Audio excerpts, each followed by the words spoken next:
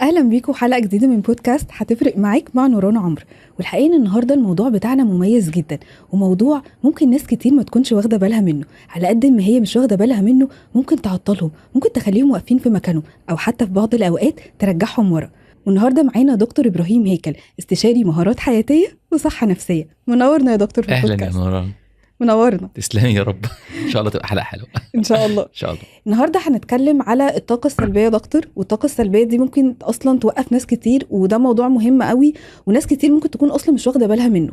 فعايزه اسال حضرتك كده سؤال: ايه اكتر حاجه ممكن اصلا توجع وتخلي اصلا الطاقه بتاعتنا في الارض؟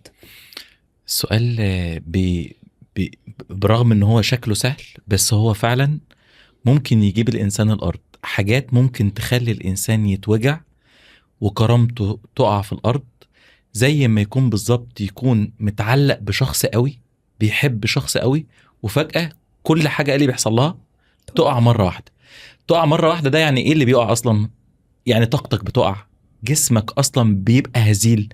الحزن، حتى الرسول صلى الله عليه وسلم تعوذ من الهم والحزن. تخيلي كده واحد مهموم وحزين، ده معناه ان طاقته بقت ايه؟ في الارض. بقت زيرو.